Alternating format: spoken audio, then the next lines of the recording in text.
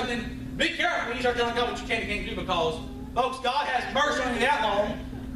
Be careful. Yes, sir. And finally, Moses says, I can't speak. And God still has mercy. It's all right, Moses.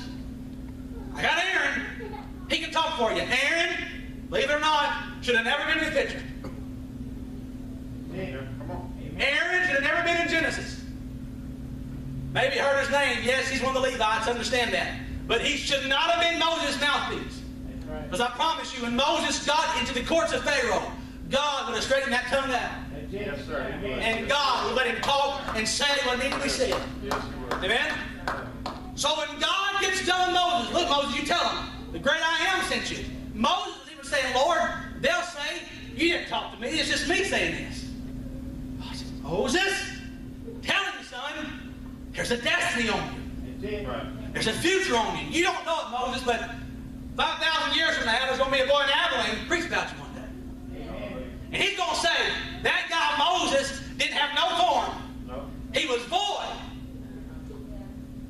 But when he finally obeyed God, when he finally got in the center of his will, then Moses could step into Pharaoh's court and say, look, Aaron, tell him, let my people go.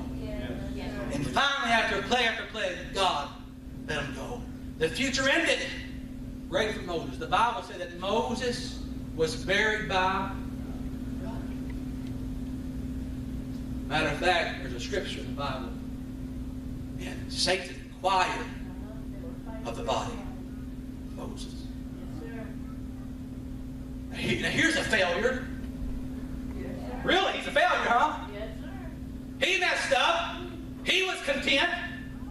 Just because you're content don't mean God's abandoned you. Right. There you go. I promise you, God will find you one of these services. He'll find you. Yes, he will. Or he may find you at 3 in the morning. It just depends. But Moses was content. But here we got God burying Moses. And even hell is interested in Moses' body. Because hell saw he just got 4 million Jews out of Egypt.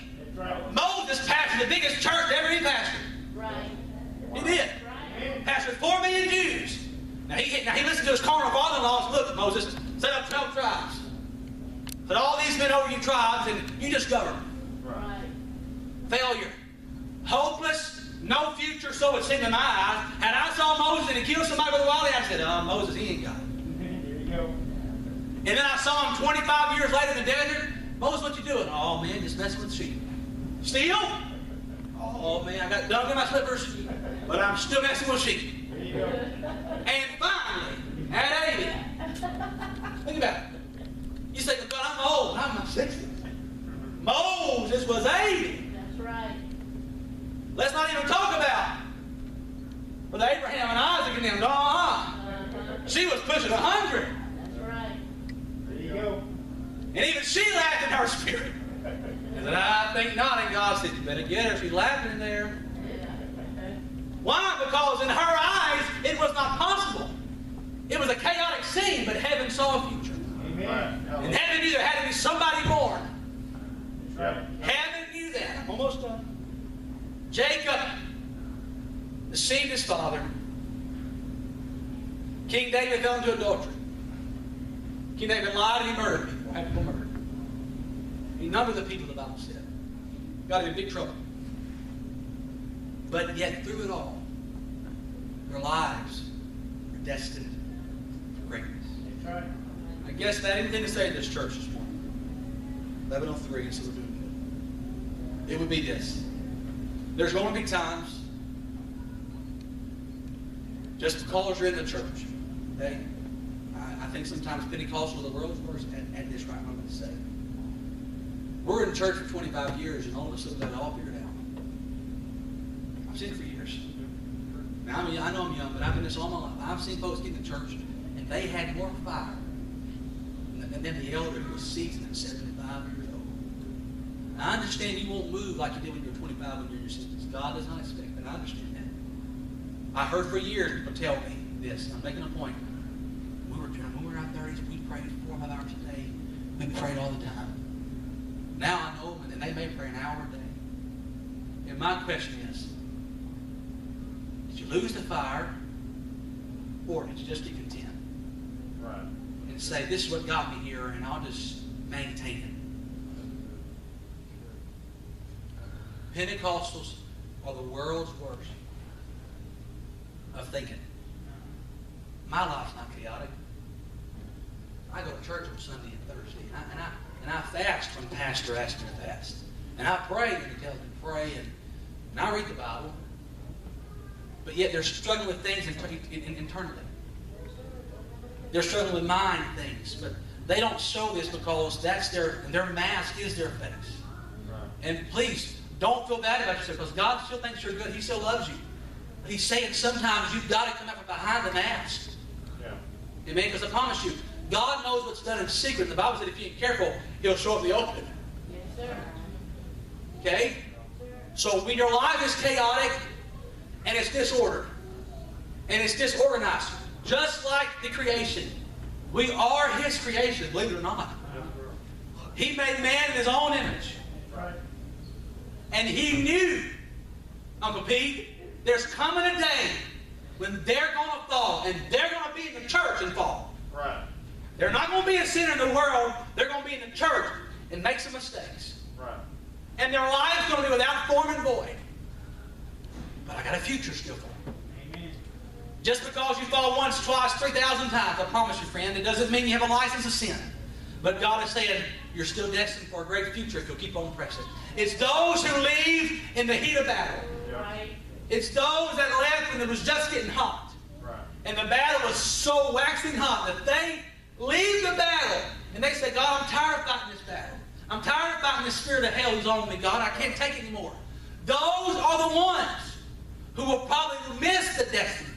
Why? Not because they weren't good people. It's because they didn't understand the situation. Right. Amen? So, just because you're fighting battles in your mind, some of you fought battles for 25, 30 years in your mind, doesn't mean you're a bad person, but God is saying, if you ever yield to that, if you ever finally say, you know what, you have tormented me all these years, then I can't help anymore.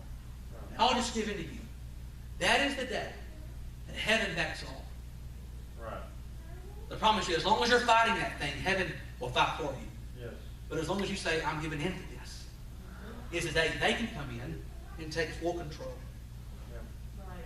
Judas, I say it again, had he thought in his mind and said, you know what, I messed up, I betrayed him. Had he said, God, if you'll help me one more time, I promise you, heaven would have came to his rescue. That's it. We killed Judas. We killed Samson. Oh, God, horrible. When's the last time God handpicked you? That's it. He handpicked Judas. Yeah. Judas was not a mistake again. I just want to let it again. Judas was not a mistake. He saw the miracles. He saw signs and wonders. He did it. Peter with Peter. Peter repented. He did. Heaven restored him. So what makes you think that one that we've given up on, and they've been backslid for 25 years, that heaven can't restore that life? Amen. That's it. I feel your judgmental spirit. I just felt that. I did. I just felt that right there. Well, bless God, you don't know what they did. No. Don't matter that. We didn't know. Such are some of you. That's it. Didn't have any form. Some folks in the church still have no form. That's right. It's called, if you have the Holy Ghost, He started a foundation, but if you don't let Him build that foundation, you're nothing. Amen. Right. That's for sure. You know what we need? And I believe with the just rule, and I'm closing with this last stand. I believe Pastor, he'd agree with me. We need a revival of backsliders. Yes, sir. Yes.